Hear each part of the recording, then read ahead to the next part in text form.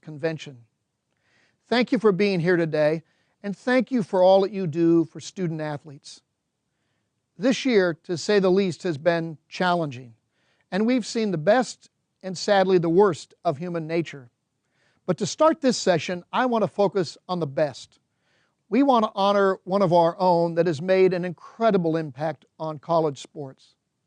The Pat Summitt Award was created to honor Pat's commitment to the values of college sports and service to its students. This year, we are thrilled to recognize one of the leading coaches in NCAA history who retired during one of the most tumultuous years on record.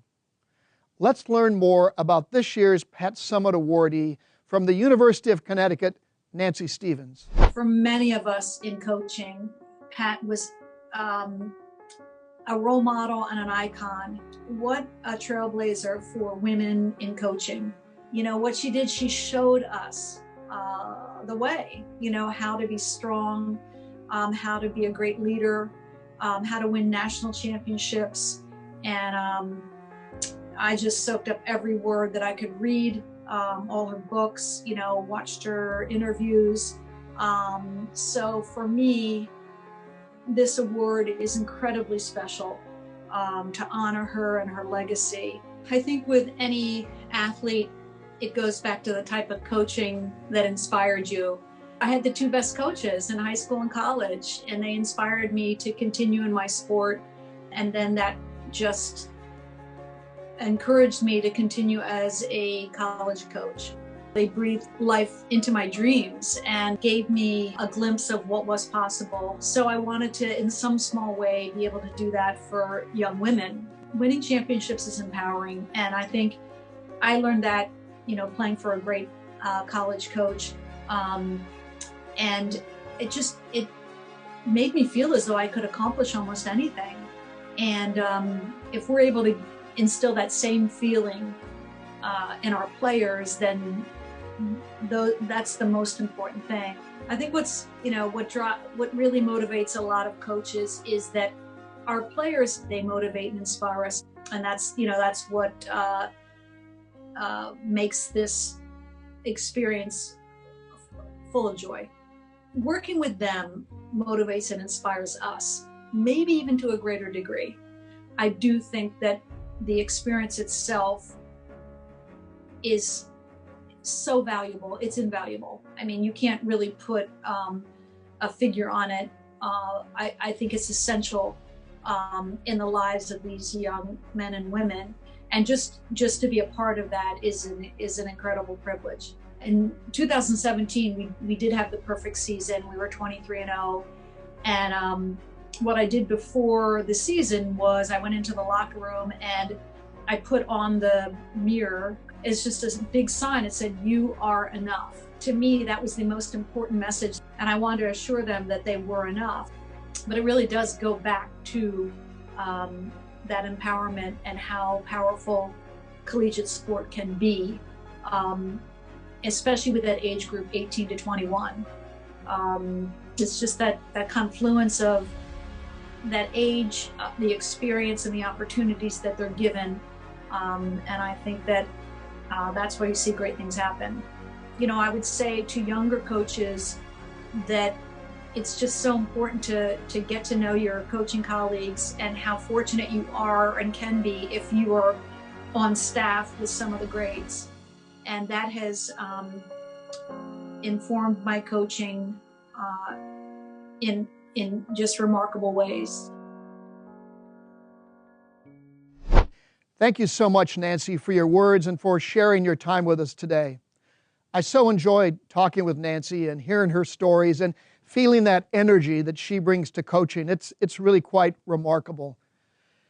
Nancy's also dedicating her honorarium to the University of Connecticut's Department of Neurology to fund a fellowship focused on movement disorders. And I know Pat would love that, Nancy. Thank you very, very much.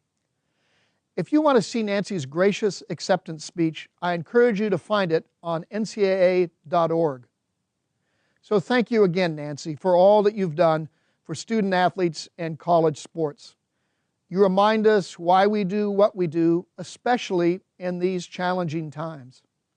and we've certainly had quite a few of those challenges. While this convention is all about looking forward, it's important that we reflect on what's transpired this year. So let's rewind to just 12 short months ago to remember what's just happened.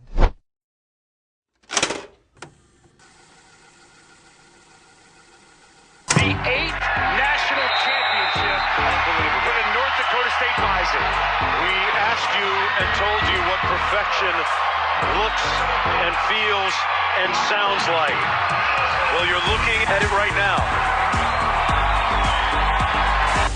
We agree that student athletes should be allowed to benefit from their name, image, and likeness, commonly known as NIL. And we are in the process of identifying appropriate ways to do so. Kind of hold them up to face the camera. Just tell us what Olympians made here means. The board's actions have and will continue to underscore our commitment to providing opportunities for nearly 500,000 NCAA student athletes.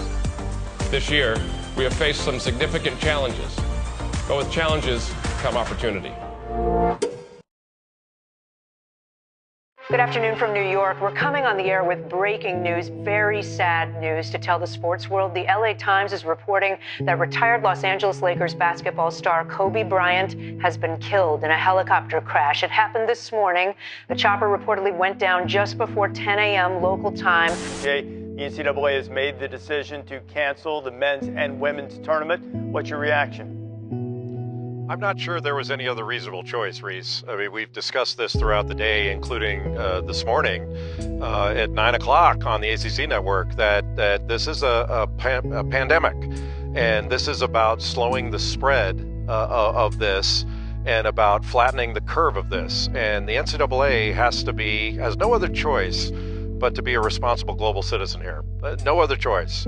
Breaking news coming into our newsroom in just the last few minutes. The 2020 Olympic Games, scheduled for late July into early August of this year in Tokyo, will be postponed for a year because of the coronavirus pandemic. We cannot now, at this point, have fall NCAA championships because there's not enough schools participating.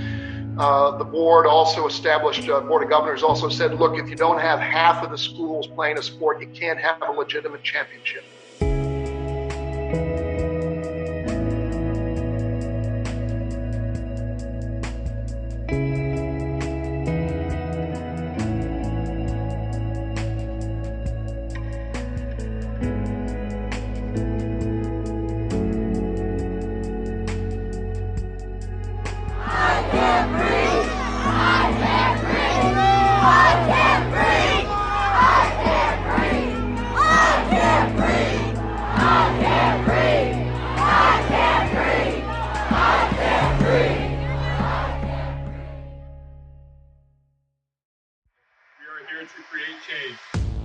Create change for the better of this community. Change isn't going to be easy, but what in this world is easy?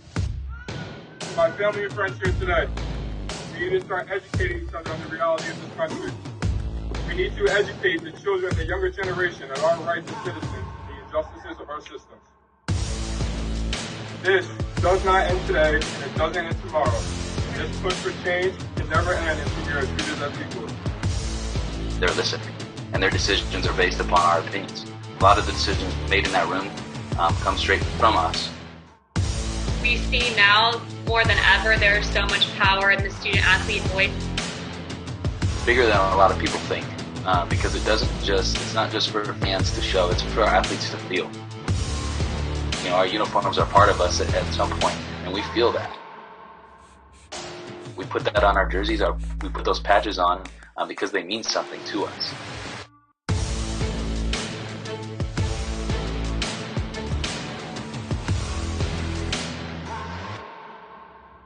Welcome everyone to our NCAA social series here. I'm Andy Katz, pleased to be joined by Dr. Brian Hainline.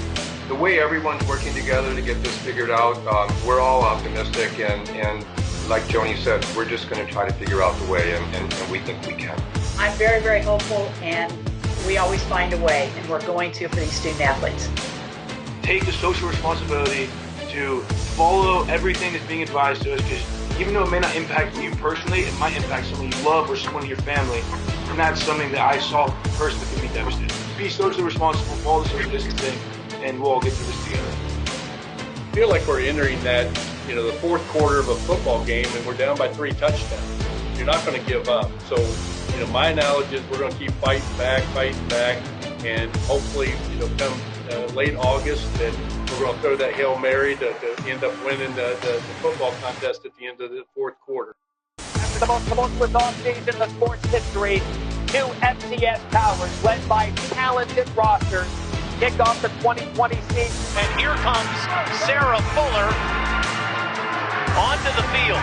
2 weeks ago, she made history as the first female to ever kick off at the Power 5 level. Now she can be the first to make an extra point at the Power 5 level. It's been a little chaotic, but I'm very thankful for every opportunity. And again, the whole Vanderbilt football staff has been incredible, and it's been an awesome journey. It's the first college basketball game of the new season on ESPN. 23rd ranked Ohio State against Illinois State. We're calling this game remotely, but Corey, there is comfort in the sounds of the game, the dribbling of the basketball. It gives us a sense of a little normalcy.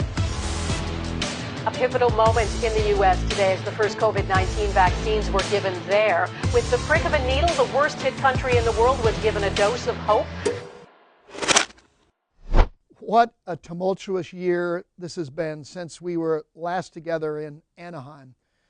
We've all collectively, college sports, the nation, the world, have been through a lot, to say the least.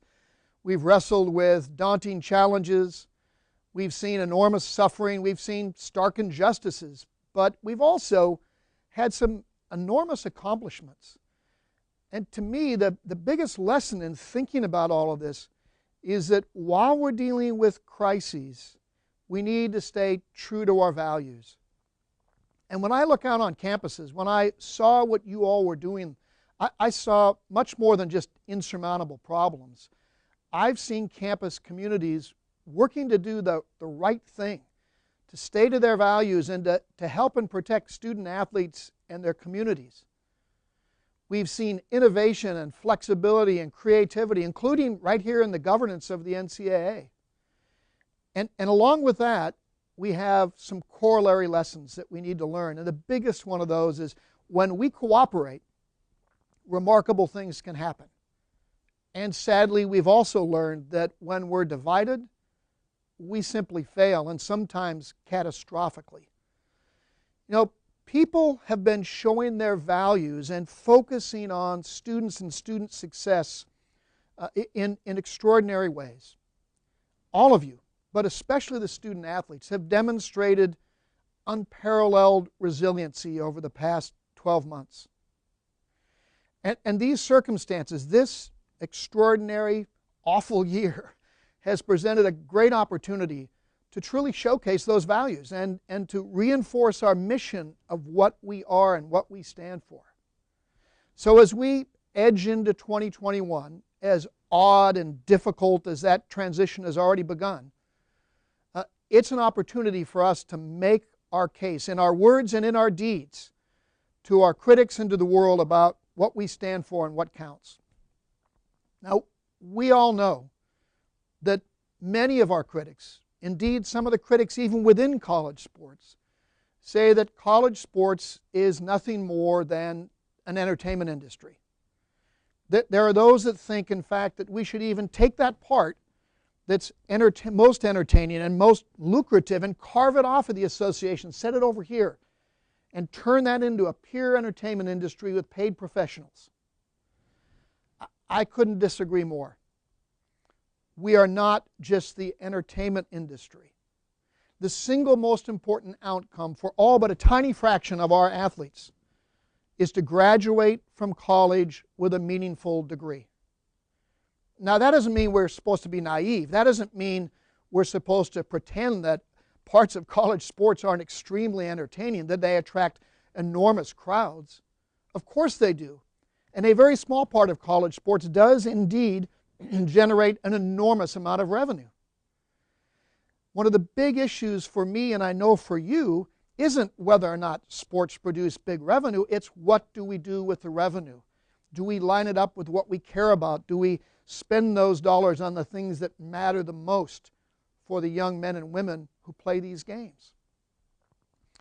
We have to continue to act as we go into 21, consistent with our values and in the best interest of our student athletes.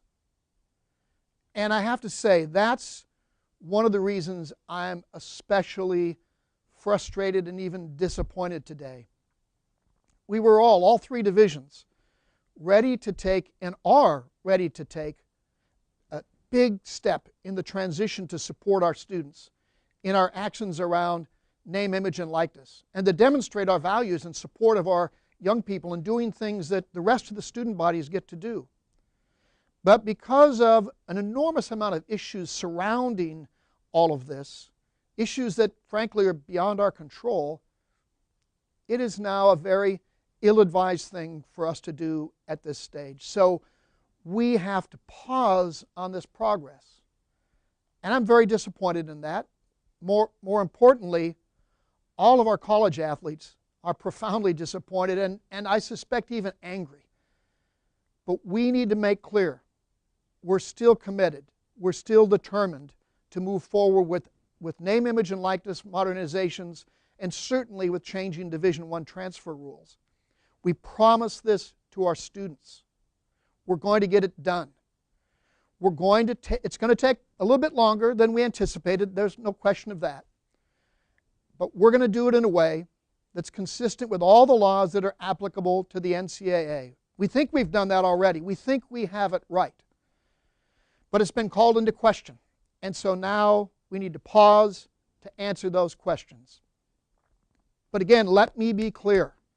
Our commitment to the modernization of our rules and doing what's best for our student athletes remains resolute. And in that context, 2021 is a seminal year for college sports. We have a lot of unfinished business. First and foremost, we've got to finish NIL. Once we receive clarification on where the law stands, we've got to accomplish this goal. We have to do it in a way that supports, doesn't diminish amateurism. We have to make clear that this is not about pay for play, no matter what a headline might say. This is not about converting student athletes into employees. It's not about student athletes having a business relationship with their school. But we can't equivocate on this. We're committed to taking action on NIL and end to the fairness issues around D1 transfers. I'm disappointed that the transfer rules can't take place at this time, but we're going to get there. And in the interim, we need to continue to exercise compassion and flexibility towards students in all of our waiver transfers and in all the ways we've been doing it all throughout 2021. We have to get right after those things, and we have to do what's right and what's fair. And while we're talking about fairness and focus on our athletes, there's more to be done in 2021 than just finishing NIL. And if we're going to be fair, it means taking action where we know it matters. For example, we need to make certain that college sports is inclusive and fair to all. In particular, we have got to continue to make better progress with coaching and administrative ranks that better reflect our society and our athletes.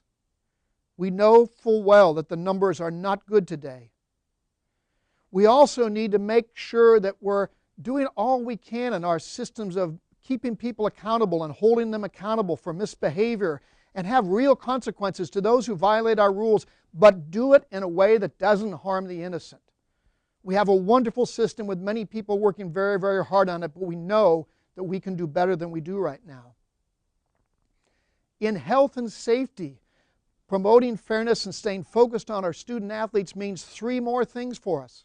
First, foremost, and always, it means we've got to deal with COVID-19, and we've got to make sure that in 2021 we're persistent, we're disciplined, and we follow the science. We've got to stay the course until society is safe and our students and coaches can re-engage in athletics in the way that we all want to. Secondly, we need to continue to drive evidence-based health and wellness protocols in all of the areas related to health and wellness. We've made wonderful strides around concussion protocols and mental health and independent medical care. We got to keep that up. We're not done there. We've got a lot of work to do there. But we need to add another key step there. We need to add some teeth to our health and safety protocols. We need to create a system, and we can do it in 2021, that holds each other accountable for the commitments we make to promote and advocate and conduct those protocols. We need to do that. And then we need to do, yet again, one important thing. We need to put our money where our mouth is on academic success. Let's be clear, we have reason to be incredibly proud of the success we've made and what our students have made in terms of graduation in all three divisions. It's been remarkable to see the progress. We need to stay to that goal. We need to provide academic support while student athletes are playing, but we also need to continue that support after eligibility is over. Post-eligibility support should be the norm, not the exception. Many of you are doing it now. Many schools are providing student athletes an opportunity to come back and finish their degree. That needs to be an expectation for student athletes rather than something that occurs occasionally. That's what we need to do in 2021. And let's be clear, this is going to be a genuinely pivotal, historic year for college sports. All of this is about the young men and women that play the games, and we want to make sure that this is always about college students playing other college students. We want to get back to college sports in full form in 2021 in a better way than before. Not just returning to what we were, but being better than we were before 2020. I want to thank you all in closing for everything you did in 2020 and what you're going to do together in 2021. Now let's remind ourselves what college sports means to all our students and to all of us. Dear college sports. Dear college sports. Dear college sports. There's light at the end of the tunnel. We can see it. A return to normal and all the things we love about sports. We're filled with hope just thinking about it. Fans in stadiums and arenas, the hugs, high fives, and dog piles, the championship moments, even the heartbreaking losses. They're coming. While this pandemic is not over, it continues to impact our lives. You've taught us to be resilient even in the face of adversity. To control what we can control and put the greater good before ourselves, we've put those lessons to work. We've found strength in each other, even when we were kept apart. We found unity across campuses, conferences, and divisions. We found out our voices carry weight. Weight we'll continue to use for positive change. If 2020 taught us anything, it's that nothing's guaranteed. We lost experiences and opportunities we may have taken for granted. The bonding time with our second families, the taste of a hard-earned victory, the comeback stories. Now, we're ready for the greatest comeback you've ever seen. To campuses, classrooms, and competition. The moments together, face-to-face, hand-in-hand, arm in arm. More celebrations in uniform and graduations in cap and gown. You take us to places we never imagined. You hold us to a higher standard. You bring out the best in us. So when we look forward, we see the light at the end of the tunnel. We see a future full of promise. We see a better world for you, for all of us, for college sports.